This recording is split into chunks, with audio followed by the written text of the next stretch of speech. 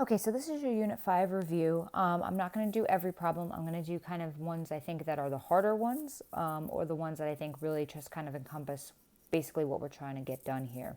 So one is really just 5.1.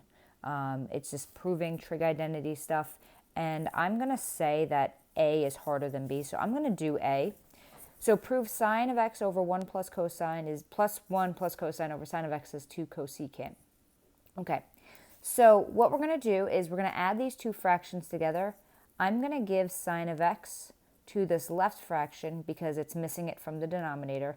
And this second fraction, I'm going to give it the 1 plus cosine because it's missing it from its denominator. All right, so sine times sine is going to be sine squared. 1 plus cosine of x times 1 plus cosine of x is going to look like this. Okay. I'm going to FOIL that out in a second.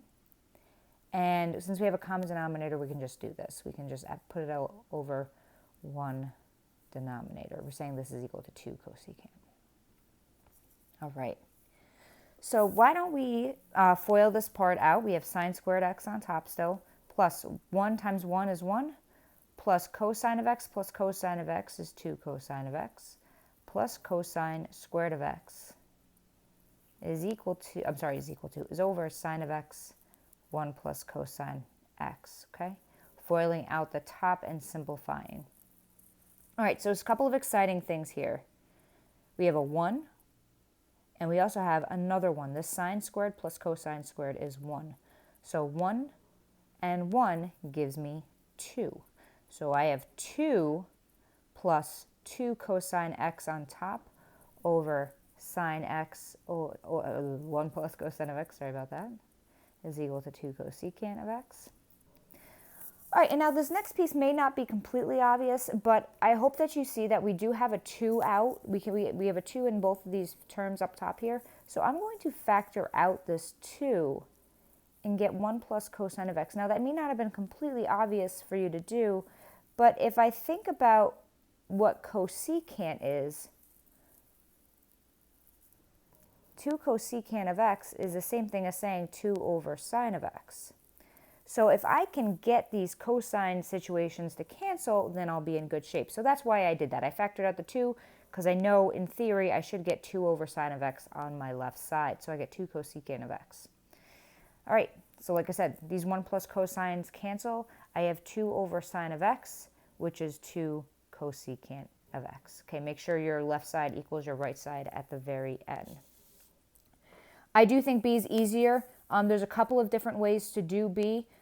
You can distribute, you can get common denominators and add the insides. There's a couple of different ways to get there, but I think B is easier than necessarily A.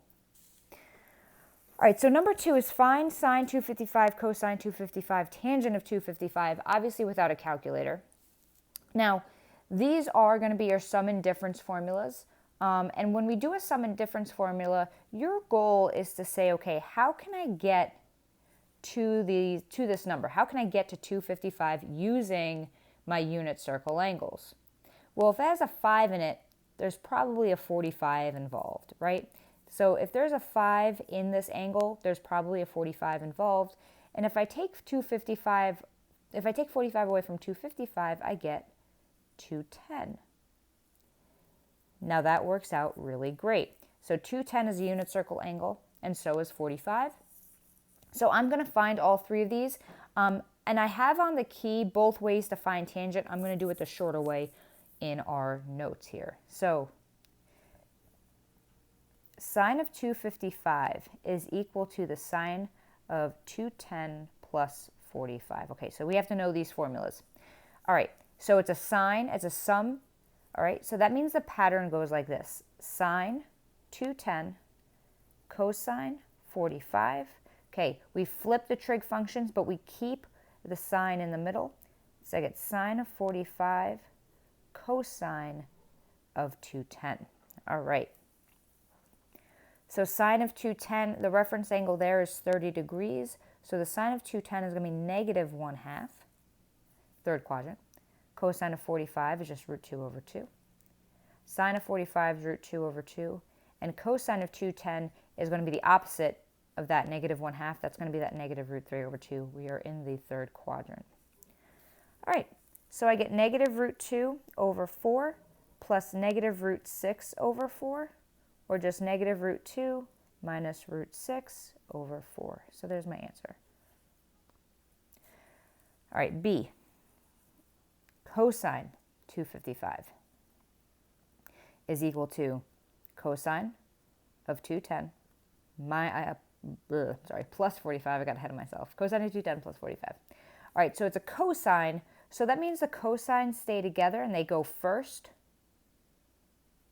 And it's the opposite sign of what you're doing. So we go cosine 10, cosine 45, sine 210, sine 45. All right, and you can kind of copy your numbers from the first one. It's like not a big deal, right? We don't need to think about it too hard. So root 3 over 2, negative root 3 over 2, I apologize. Root 2 over 2 minus negative 1/2 root 2 over 2.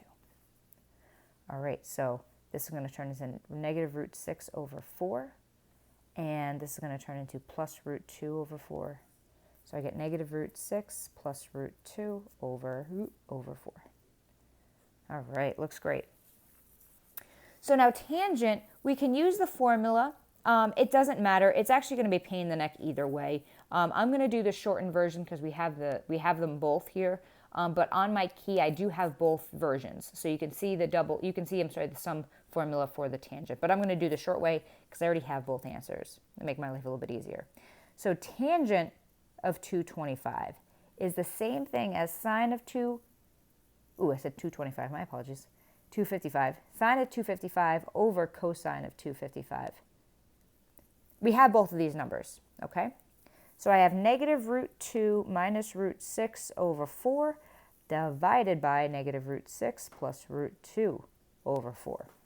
All right, I know it's not attractive, and it's actually going to be a little annoying with all these radicals, but bear with me. Okay, keep, change, flip. Negative root 2 minus root 6 over 4. Keep the first fraction. Change the big division and multiplication. Flip the second fraction. Okay. Looks good. Now the 4s are going to cancel, and that's exciting, but that's basically where the excitement stops. All right, and this I acknowledge that this is a little bit of a nightmare. All right. So I have negative root 2 minus root 6 over negative root 6 plus root 2. Ugh. All right. We're going to rationalize the denominator. So in order to do that, what we're going to do is we're going to say negative root 6. We're going to multiply by the conjugate. Negative root 6 minus root 2 on the bottom.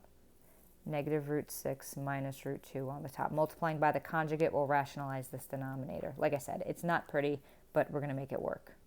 Okay, so we're going to FOIL this top. So negative root 2 times negative root 6 is positive root 12. Oops, let me get you following along here. Positive root 12. Okay. Negative root 2 times negative root 2 is going to be a positive 2. You get positive root 4, which is positive root 2. Negative root 6 times negative root 6 will be positive 6. So this is where I'm at. So root 12 plus 2 plus 6. And then I'll get negative root 6 times negative root 2, which will be positive root 12. Ugh, I know.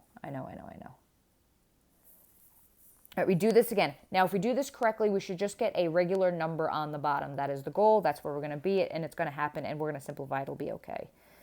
Okay, negative root 6 times negative root 6 will be a positive 6 on the bottom. This will give us negative root 6 times negative root 2 will give us a positive root 12. Okay, good. Positive 2 times negative root 6 will give us a negative root 12. That's even better. We get to cancel those two out. And then positive root 2 times negative root 2 will be negative 2. We get negative root 4.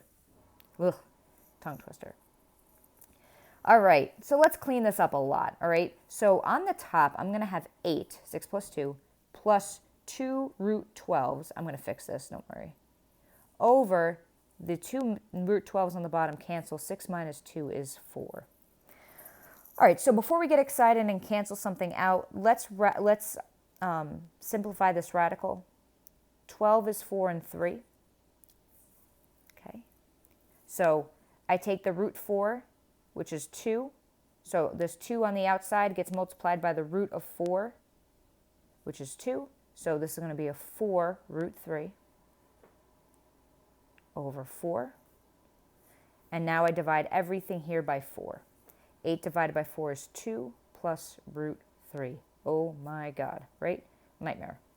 So the sum formula for tangent isn't much better. So you're not like missing out. I didn't like give you the hard version on purpose. It's just not much better because of the rationalization. The math itself is okay, but it's just tedious with the end part.